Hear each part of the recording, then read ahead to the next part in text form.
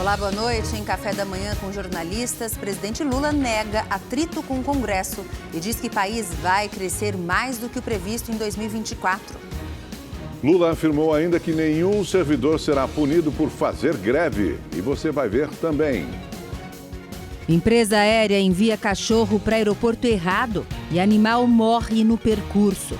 Donos acusam empresa de negligência.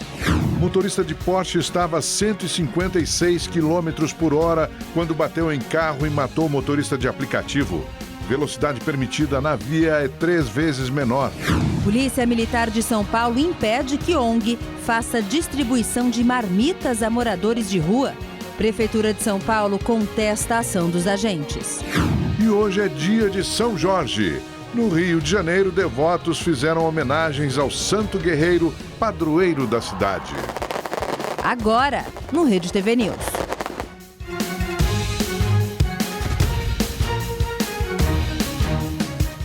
Uma ONG de São Paulo tem sido impedida de distribuir marmitas à população em situação de rua por policiais militares no centro da capital.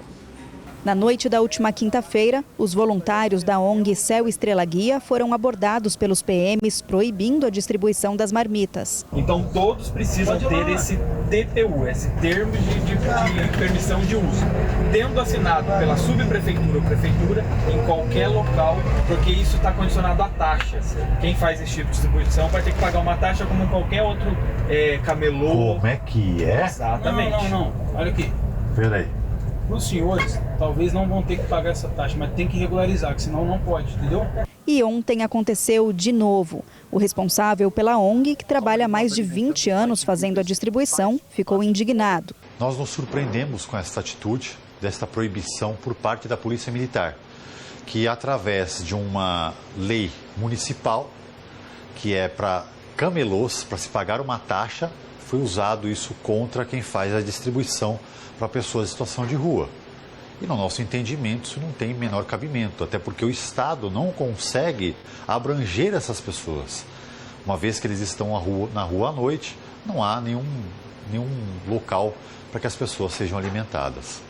O termo de permissão de uso é um documento que camelôs, ambulantes e comerciantes precisam ter para trabalhar nas calçadas e vias públicas da cidade. Mas o prefeito Ricardo Nunes disse que as ONGs não precisam desse termo para distribuir alimentos às pessoas em situação de rua.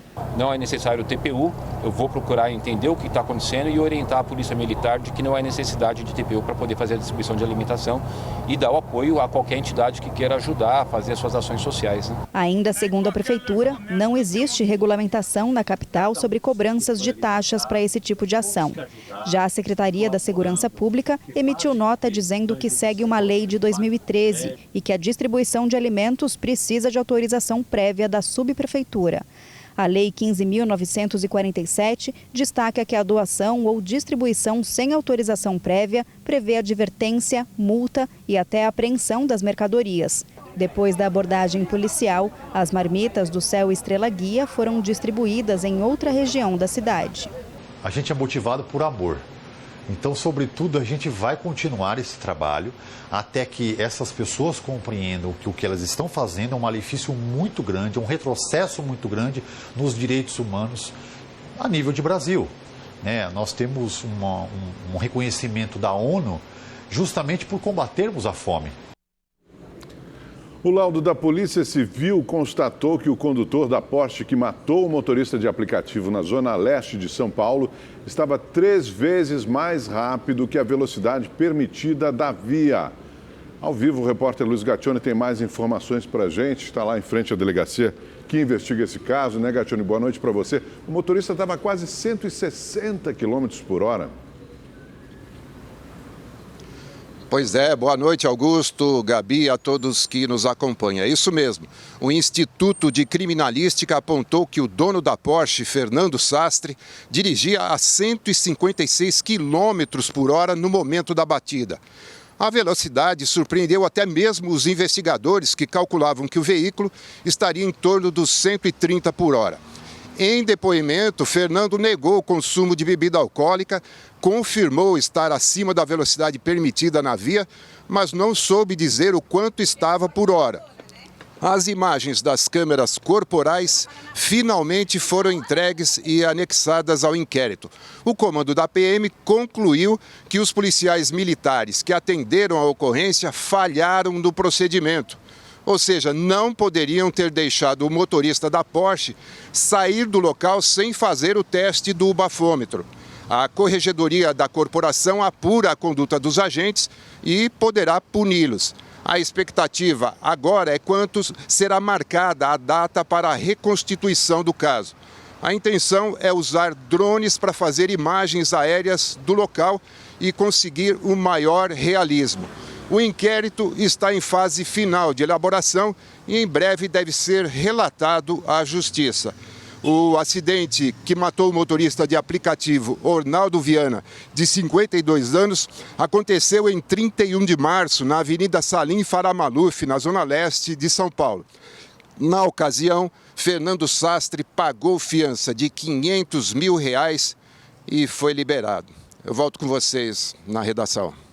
Obrigada, Gaccione. Uma boa noite para você.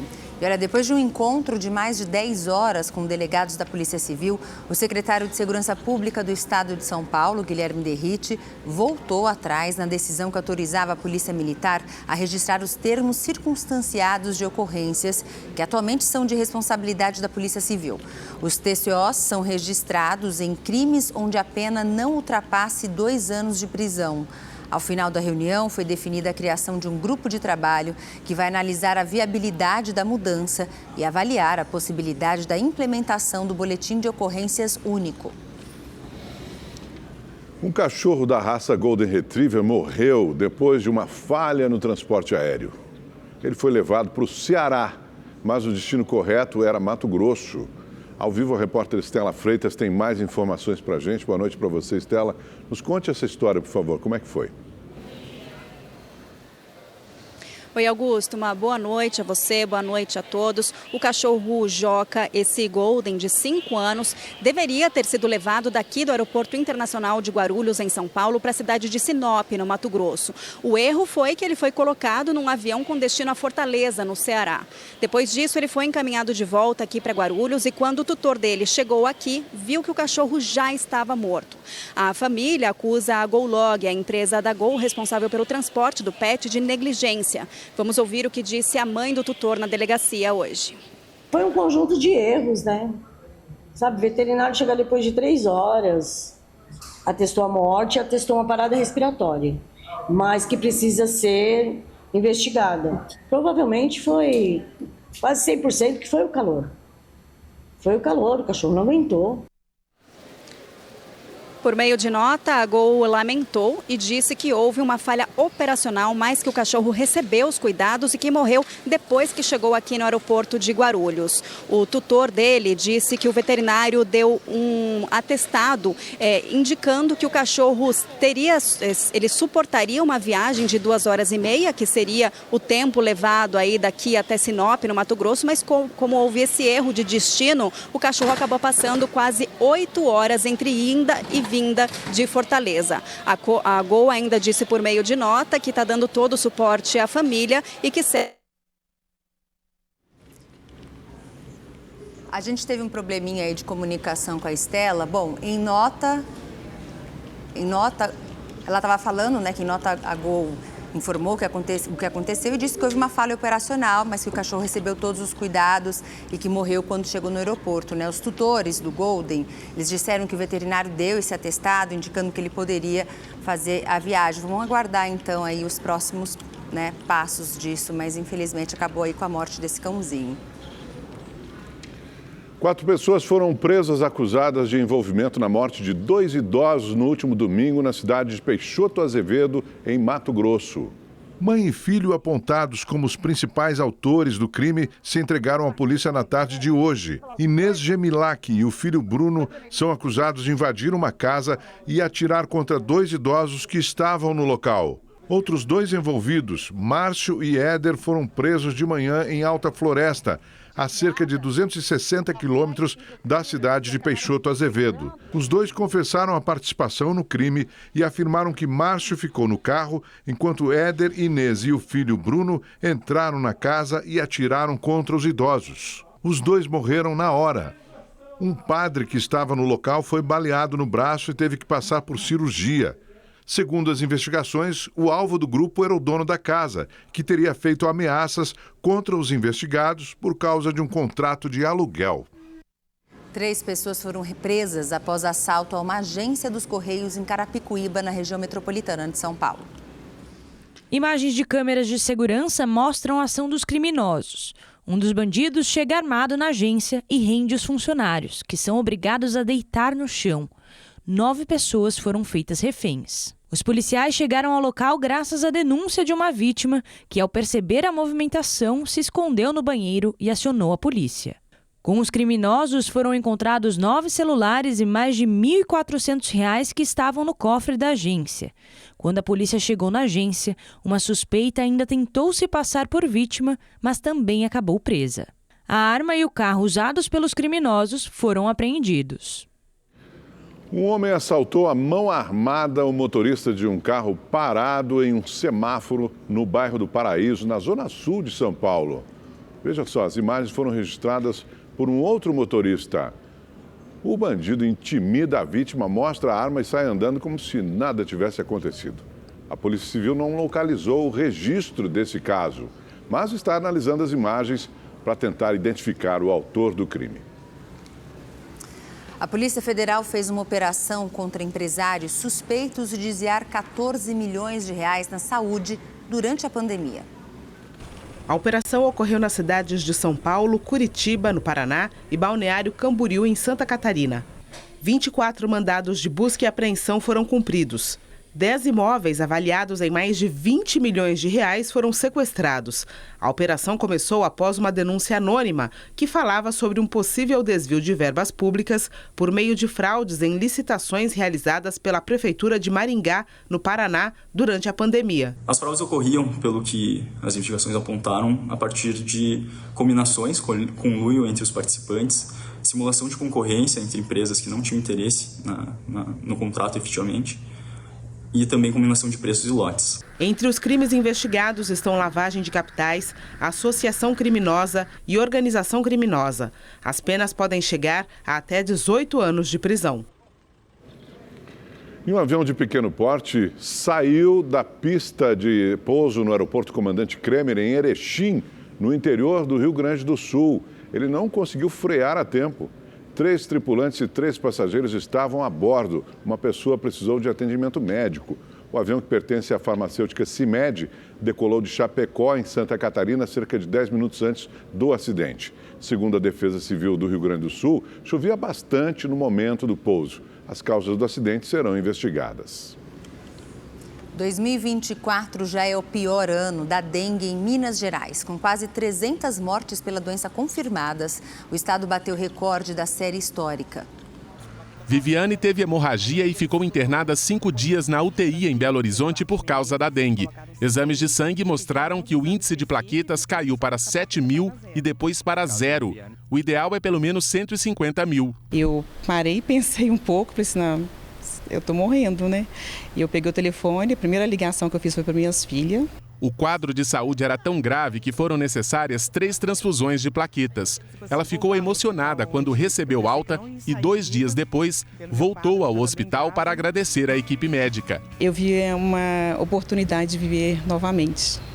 Foi a segunda chance que Deus me deu. O último balanço da Secretaria da Saúde aqui de Minas Gerais mostra que 288 pessoas perderam a vida neste ano por causa da dengue. O número é maior que o registrado em 2016, quando o estado somou 281 mortes.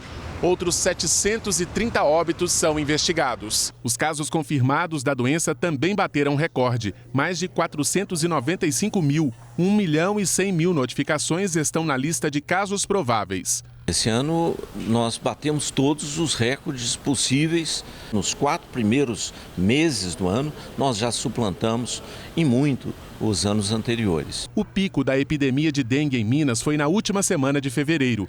A tendência agora é de queda. Nas unidades de saúde de Belo Horizonte, os atendimentos de pacientes com sintomas caíram mais de 60% em uma semana. Laura procurou atendimento médico hoje. Febre, coriza, dor de cabeça, dor nos olhos. Em todo o país, o Ministério da Saúde contabiliza quase 3.800.000 casos prováveis de dengue, mais que o dobro de todo o ano passado. 1.657 mortes foram confirmadas e mais de 2.000 são investigadas. Além de Minas Gerais, Acre, Roraima, Amazonas, Tocantins, Goiás, Piauí, Espírito Santo e o Distrito Federal apresentam tendência de queda no número de casos. 11 estados continuam em situação de emergência. Dengue, a partir de agora, com essas mudanças climáticas, nós vamos ter mais do que nunca que combater o ano inteiro e, na medida do possível e de disponível, vacinar. Recife registrou os 2 primeiros casos de coqueluche deste ano. Os pacientes são 2 crianças, uma de 2 anos e outra de 4 meses. A Secretaria de Saúde da cidade não informou o estado de saúde delas. A entidade disse que os pacientes têm histórico vacinal, mas a criança mais nova ainda não tem idade para completar todo o esquema de imunização. As vacinas pentavalente, que além da coqueluche, protegem contra o tétano, difteria, hepatite B e influenza do tipo B, são distribuídas gratuitamente em todo o país. A Rede TV participou hoje de um café da manhã com o presidente Lula. O jornalista Kennedy Alencar foi convidado para o encontro, onde Lula falou, entre outros assuntos, sobre democracia, greve dos professores e a relação com o Congresso Nacional. No café da manhã, com jornalistas de 41 veículos de comunicação, o presidente Lula disse não ter problema com o Congresso, minimizando as recentes tensões com Câmara e Senado. Afirmou que espera que os vetos que serão analisados amanhã sejam mantidos, mas disse considerar normal eventual derrubada. O presidente negou a intenção de realizar uma reforma ministerial. O time entra para jogar, e o time está jogando do jeito que eu acho que deve jogar. Portanto, não existe nenhuma previsão de reforma ministerial na minha cabeça nesse instante. O presidente demonstrou otimismo com a economia. Disse que ela vai crescer em 2024 mais do que prevêem todos os analistas. Em nova crítica à taxa de juros e ao Banco Central, Lula afirmou que se importa mais com o povo do que com o mercado. Eu tenho que indicar mais diretores e tenho que indicar o presidente do Banco Central, até o final do ano. Eu só tenho que decidir se eu vou antecipar ou se deixo para indicar o mais próximo possível do vencimento do mandato do presidente Roberto Campos. Então, quem já conviveu com o Roberto Campos 1 ano e 4 meses, não tem nenhum problema viver mais 6 meses. O presidente disse que ninguém será punido por fazer greve em seu governo, lembrando a sua origem sindical. Ninguém será punido nesse país por fazer uma greve. Eu nasci fazendo greve. Então eu devo aos trabalhadores de São Bernardo, o que eu sou hoje. Então, eu acho que é um direito legítimo. Só que eles têm que compreender que eles pedem quanto eles querem, a gente dá quanto a gente pode. Lula revelou que pretende organizar uma reunião de presidentes democratas para combater as ameaças à democracia do ponto de vista internacional. A ideia é realizar um encontro em setembro, em Nova York, durante a abertura da Assembleia Geral das Nações Unidas. O petista afirmou que há um crescimento do extremismo internacional. A respeito do evento de domingo, organizado por Jair Bolsonaro, Lula disse que não prestou atenção em ato de fascistas e evitou citar nominalmente o ex-presidente. Alguém vai me perguntar, já vou responder logo. Presidente, o que o senhor acha do ato em Copacabana? Eu não vi o ato porque eu estava fotografando o Minha Casa Minha Vida do João de Barros. Eu descobri no Palácio do Alvorada 4 casas de João de Barros no alumínio e descobri mais 3 numa árvore e resolvi, fazer um filme e publicar na internet, Por isso que eu não vi. Então não me preocupa os atos, dos fascistas não. O que me importa é o seguinte, eu vou fazer esse país dar certo. O presidente avaliou como extraordinária a possibilidade de a oposição na Venezuela se unir para lançar um candidato único contra Nicolás Maduro. Disse esperar a volta da normalidade no país vizinho após as eleições de 28 de julho. Lula defendeu ainda uma maior integração política e não só econômica entre os países da América Latina. A questão da Venezuela Está acontecendo uma coisa extraordinária. A oposição toda se reuniu, a oposição está lançando um candidato único, vai ter eleições. Eu acho que vai ter acompanhamento internacional sobre as eleições, há interesse de muita gente de querer acompanhar. E se o Brasil for convidado, o Brasil participará do acompanhamento dessas eleições, na perspectiva de que, quando terminar essas eleições, as pessoas voltem à normalidade. Ou seja, quem ganhou toma posse e governa, quem perdeu se prepara para outras eleições, como eu me preparei depois de 3 derrotas aqui no Brasil. Bom, então vamos a Brasília falar com Kennedy Alencar ao vivo. Kennedy, boa noite para você. Você que participou, né, como representante da Rede TV, quais são as mensagens aí que o Lula quis passar nesse encontro com os jornalistas no Palácio do Planalto, hein? Olá, Gabi, boa noite para você, para o Augusto, para quem está nos assistindo. Gabi, foi um Lula que vestia um figurino bastante conciliador. Até quando ele foi fazer críticas, ele fez um tom mais ameno, quando se referiu ao Roberto Campos Neto, presidente do Banco Central. Antes ele havia feito críticas mais duras. Quando falou de Lava Jato, quando falou do ato do Bolsonaro, evitou citar o nome do Bolsonaro. E ele avalia, Gabi, que não é hora de comprar briga com Arthur Lira, presidente da Câmara. Ele aliviou as tensões com o Congresso. Foi muito conciliador ao falar que precisa do Arthur Lira, que precisa do Rodrigo Pacheco, presidente do Senado. Confirmou que teve uma conversa com o Arthur Lira no último domingo, aí não quis contar detalhes. Disse que terá uma conversa ou uma reunião com o Rodrigo Pacheco para acertar a pauta de interesse do governo no legislativo, nessas pautas bomba. Ele vai procurar minimizar esse tipo de problema para o governo. Eu destacaria ainda a visão otimista dele a respeito da economia. No ano passado, ele fez uma previsão acima da previsão dos economistas e acertou. A economia foi bem. 2024 é um ano mais difícil, mas ele está dizendo novamente que a economia vai crescer mais do que estão prevendo todos os analistas. E ele falou muito do pacote de crédito que ele lançou ontem aqui em Brasília, o microcrédito, muita coisa para os mais pobres, para os pequenos empreendedores. Ele está com esperança de fazer o dinheiro circular na economia. Por último, não caiu em casca de banana sobre Petrobras, diz que a coisa lá está pacificada, que não haverá nenhuma mudança. E sobre o ato do Bolsonaro, ele deu essa cutucada de que não liga para atos de fascista, evitou falar do Bolsonaro. Mas ele tem uma preocupação, sim, com as ameaças da extrema-direita e admitiu que o extremismo está crescendo no mundo inteiro. Daí essa ideia dele, que é uma novidade que ele divulgou no café da manhã de hoje. Ele disse que já conversou com Emmanuel Macron, presidente da França, que esteve recentemente aqui em Brasília, com Pedro Sánchez, da Espanha, que também esteve em Brasília, vai falar com Biden em setembro, quando há a Assembleia Geral da ONU, que abre a Assembleia Geral das Nações Unidas. Ele pretende fazer uma reunião desses presidentes para se articular contra essa internacional fascista, esse extremismo que a gente tem visto crescer pelo mundo inteiro. Gabi, Augusto. Perfeito. Obrigado, Kennedy. Boa noite para você. Indígenas que participam do acampamento Terra Livre em Brasília marcharam até o Congresso Nacional para cobrar a revogação do marco temporal. Eles também reivindicam novas demarcações de terra. Com cartazes, músicas e gritos de protesto, os indígenas saíram do acampamento no centro de Brasília e caminharam por cerca de 4 quilômetros até o Congresso Nacional. Lá, participaram de uma sessão solene em homenagem aos 20 anos do acampamento Terra Livre. A principal cobrança é a derrubada do chamado marco temporal. A interpretação de que só podem ser demarcadas terras ocupadas até a data da promulgação da Constituição de 1988 foi considerada inconstitucional pelo STF no ano passado, mas o Congresso aprovou uma nova lei. Com isso, o marco temporal voltou a ser questionado no Supremo. A 14.701, ela continua confirmando a morte do nosso povo.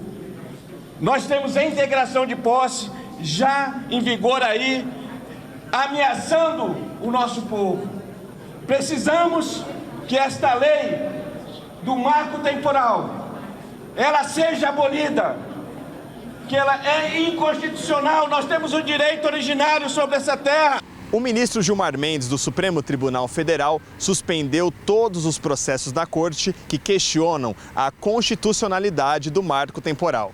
Gilmar reconheceu possíveis conflitos na interpretação da lei e considerou, nesse cenário, ser possível tentar uma saída negociada. O ministro estabeleceu a criação de uma comissão especial para apresentar propostas de solução para o impasse e propor aperfeiçoamentos legislativos para a Lei 14.701 de 2023. Independentemente da lei, o governo aponta avanços na demarcação de terras. Nós conseguimos, neste 1 ano e 4 meses, homologar 10 territórios indígenas. É pouco para o tamanho do passivo que tem no Brasil para avançar ainda mais. Mas, em 10 anos, foram apenas 11 territórios demarcados. É uma grande conquista, porque se dependesse mesmo da decisão e vontade do Estado brasileiro, nem essas teriam saído. O Procurador-Geral da República, Paulo Gonet, pediu ao STF o aprofundamento das investigações sobre a falsificação de certificados de vacinas da Covid pelo ex-presidente Jair Bolsonaro e aliados dele. A manifestação é uma resposta à decisão da Polícia Federal de indiciar Bolsonaro, o tenente-coronel Mauro Cid e mais 15 pessoas pelos crimes de associação criminosa e inserção de dados falsos ao sistema. Gonet avaliou que é preciso reunir mais informações sobre a adulteração dos cartões de vacinas e de uma possível conexão com outros casos, como a tentativa de golpe de Estado nas eleições de 2022. A deputada Carla Zambelli, do PL, e o hacker Walter Delgatti foram denunciados pela Procuradoria-Geral da República pelos crimes de invasão de dispositivo informático e falsidade ideológica. Segundo a PGR, a deputada teve papel central na invasão dos sistemas eletrônicos do Judiciário e foi a autora intelectual do ataque. A defesa de Zambelli disse ter recebido com surpresa o oferecimento da denúncia e que não há provas contra a deputada. Já a defesa de Delgatti afirmou que o cliente é réu confesso e, portanto, não é surpresa nenhuma a denúncia. O ministro Alexandre de Moraes, do Supremo Tribunal Federal, decidiu manter a prisão preventiva do ex-deputado federal Roberto Jefferson. Ele foi preso em outubro de 2022 por ataques às instituições democráticas. Em junho do ano passado, Jefferson foi transferido para o Hospital Samaritano depois de uma queda na cela que ocupava no presídio. Moraes deu 48 horas para que o hospital informe se o ex-parlamentar pode receber alta. A defesa de Roberto Jefferson ainda não se manifestou sobre a decisão. E hoje completa 10 anos do Marco Civil na Internet, uma lei que define os princípios para a regulação do espaço virtual no país. Sancionada pela presidente Dilma Rousseff em 23 de abril de 2014, a lei conhecida como Marco Civil na Internet tem a neutralidade como um dos principais pontos que prevê o direito aos usuários de terem acesso aos dados que circulam na rede. Por mais que a gente tenha a Lei Geral de Proteção de Dados apenas em 2018, o princípio, a pedra angular, a base de tudo, é estabelecida realmente ali no Marco Civil da Internet em 2014, quando se traz essa ideia do princípio realmente da proteção da privacidade, da proteção de dados, do uso da internet de forma segura e principalmente privilegiando a privacidade, que é um direito constitucional, e da proteção de dados, que hoje também é um direito constitucional. A liberdade de expressão é a terceira parte do tripé que a lei aborda. Nela ficou estabelecido que uma publicação só pode ser retirada do ambiente virtual por meio de uma decisão judicial. Depois de 10 anos do Marco Civil na internet, outro assunto que tem sido recorrente é a regulação das mídias sociais online. O tema divide opiniões. Enquanto uns acreditam que essa seria a maneira de coibir as chamadas fake news, outros a entendem como uma forma de censura. É necessário que a fake news foi praticamente que movimentou a eleição de 2018. Acho que foi um marco assim que realmente a gente viu o perigo que tem, da notícia falsa, fake news, nos meios de comunicações, que propaga assim de uma maneira que até você tentar recuperar a sua imagem ou demonstrar que aquilo não ocorreu de fato, já é tarde. Como é que vai ser essa regulamentação agora, né? Porque a gente vai postar alguma coisa, às vezes não pode escrever alguma coisa ali que já o Instagram já barra ali a nossa publicação. Desde que foi criado até hoje, o Superior Tribunal de Justiça registrou quase 1.500 decisões sobre o Marco Civil. O Marco Civil não foi feito para lidar com as questões relacionadas a, por exemplo, plataformas de rede social. Ela é uma lei importante para garantir segurança jurídica para o conjunto de aplicações, mas ela é insuficiente quando a gente olha aplicações específicas e que precisam de legislações específicas para enfrentar problemas e a necessidade de regulação de determinados serviços, como rede social, por exemplo. Em Goiás, 6 integrantes de 2 torcidas organizadas foram presos. Eles são acusados de ataques a grupos rivais. A operação foi realizada pela Polícia Civil nas cidades de Goiânia e Trindade. Os presos eram integrantes da Força Jovem, torcida organizada do Goiás, e da torcida Esquadrão Vilanovense, do Vila Nova. Eles são investigados por uma série de ataques recíprocos. Em um deles, um adolescente perdeu parte da visão. Neste post, um integrante da torcida Esquadrão Vilanovense chegou a publicar uma foto com peças de roupas da torcida rival. A legenda diz: "Soldado 4325 abatido". A emboscada teria ocorrido após uma partida do Campeonato Goiano. Os suspeitos vão responder por associação criminosa, lesão corporal grave e roubo majorado. Um vigilante ficou ferido durante uma tentativa de assalto a um carro forte no interior de São Paulo. Imagens mostram a chegada dos criminosos em um carro branco. Depois de alguns segundos observando a movimentação, os 3 suspeitos descem do veículo e trocam tiros com o vigilante. Um motociclista que ficou no meio do fogo cruzado corre. Ao perceber os disparos, o motorista do carro forte acelera e foge do local. Os bandidos voltam para o carro e desistem do assalto. O caso aconteceu durante a tarde em Hortolândia, no interior de São Paulo, e o carro forte estava estacionado em frente a uma lotérica. A polícia continua as buscas para identificar e prender a quadrilha. O vigilante ferido no braço foi socorrido até um hospital da região. O Senado fez a primeira discussão da proposta de emenda à Constituição que cria um adicional por tempo de serviço para juízes, promotores e servidores do Judiciário. O texto autoriza o pagamento de até 35% sobre as remunerações fora do teto salarial para o serviço público. O presidente do Senado, Rodrigo Pacheco, que é autor da proposta, rebateu críticas de que a medida terá impacto no orçamento e disse que o benefício vai corrigir as distorções.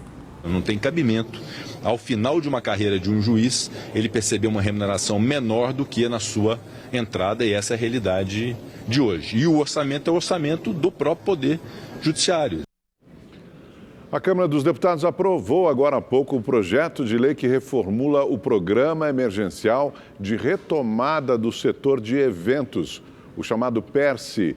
A proposta estabelece um teto de 15 bilhões de reais em incentivos fiscais para o setor. Vamos falar com o repórter Igor Damasceno, que traz ao vivo para a gente os detalhes dessa votação, né, Igor?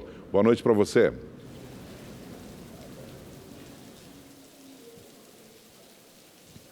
Oi, Augusto. Boa noite a você, também a Gabi. Boa noite a todos. É isso mesmo. A votação foi concluída há poucos minutos no plenário da Câmara dos Deputados e a reformulação do PERSE foi aprovada pelos parlamentares. A votação aconteceu de forma simbólica, ou seja, sem o registro nominal dos votos. E agora a matéria deve ser analisada aqui no Senado Federal. A votação ocorreu depois de um dia inteiro de reunião entre os líderes de bancada e o presidente da Câmara dos Deputados, Arthur Lira. E, claro, depois de muita negociação com o ministro da Fazenda, Fernando Haddad. É que o plano inicial do ministro era extinguir o PERSE ainda este ano, porque o programa gera um impacto fiscal de 5 bilhões de reais anuais aos cofres públicos. Só que esse plano do ministro Fernando Haddad sofreu forte resistência aqui no Congresso Nacional. E então ele passou a estar disposto a dialogar com os parlamentares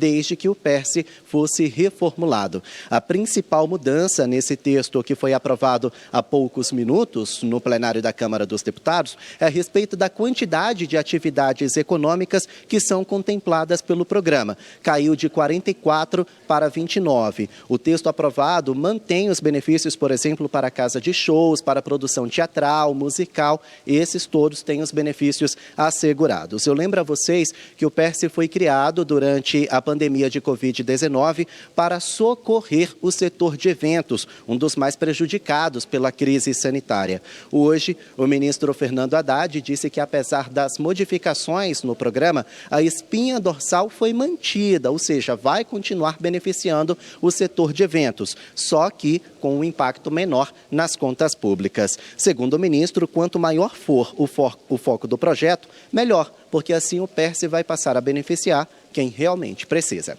Gabriela, Augusto. Obrigada, Igor, pelas suas informações. O ministro da Fazenda, Fernando Haddad, disse que um dos responsáveis pela invasão ao SIAF, o Sistema Integrado de Administração Financeira, já foi identificado. O sistema é o principal instrumento usado para pagamentos do governo federal. O ministro não deu detalhes da investigação. Os invasores violaram o sistema durante a Semana Santa, usando a senha do sistema gov.br de um servidor autorizado e emitiram ordens bancárias para desviar os recursos da União. O governo não divulgou quanto foi desviado. Bom, agora vamos saber como é que vai ficar o tempo por aqui, no Brasil, com Igor Silveira. Igor, boa noite para você. Ontem você comentou que está vindo aí uma forte onda de calor. Ela está em atuação? Como é que é? Conta pra gente. Lá. Muita gente já sentiu esse calorão chegando por aí, viu? Boa noite, Gabi, boa noite, Augusto, boa noite para você que está em casa. Olha, essa onda de calor atinge principalmente toda essa área que a gente vê em vermelho no mapa. Isso significa que a temperatura está 5 graus acima do esperado para essa época do ano. Essa parte em laranja também esquenta e é porque a máxima está de 3 a 5 graus mais acima do esperado para essa época do ano. E isso deve durar até o começo do próximo mês, viu? Agora, por isso que no sudeste as máximas continuam ainda acima dos 30 graus, como a gente vê aqui na tela. Olha, 36 graus no Rio de Janeiro com previsão de chuva em pontos isolados, 31 graus em Belo Horizonte e 33 graus em Vitória, no Espírito Santo. Em São Paulo também deve esquentar. Olha, os termômetros registram 31 graus amanhã, 26 na quinta e 29 graus na sexta-feira. Agora, falando de chuva, ainda o tempo fica bastante instável no Paraná e em Santa Catarina e em pontos do Rio Grande do Sul. Na região norte também esquenta, mas tem previsão de chuva forte e ela pode vir acompanhada de trovoadas e ventania. Já no nordeste, a chuva mais forte e volumosa continua entre o Maranhão e o Ceará. No litoral também chove em pontos isolados, mas a chuva mais volumosa fica no litoral da Bahia. Falando em temperaturas, as máximas em Salvador, olha, podem chegar aos 29 graus amanhã, viu? Boa noite para você. Gabi, Augusto.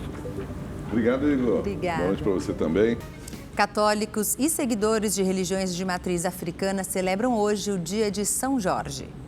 Ainda era de madrugada quando os fiéis começaram a chegar na igreja dedicada ao Santo Guerreiro em Quintino, na zona norte do Rio. Às 5 da manhã, a tradicional queima de fogos marcou a alvorada festiva. Nas paredes da igreja foram projetadas imagens de São Jorge e um drone carregando o santo sobrevoou o lugar. É tradição já, eu venho desde os meus 16 anos, eu tô com 62. Com missas de hora em hora, a celebração foi cheia de alegria. Dia de se emocionar e também de agradecer. Eu vim agradecer pela bênção que ele me deu de estar montando a minha empresa de bartender, que eu pedi ano passado.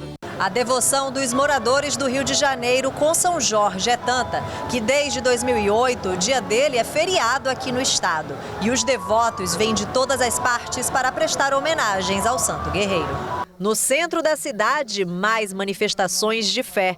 Uma fila se formou para que os devotos conseguissem entrar e participar das orações nesta outra paróquia dedicada a ele. As missas foram celebradas do lado de fora.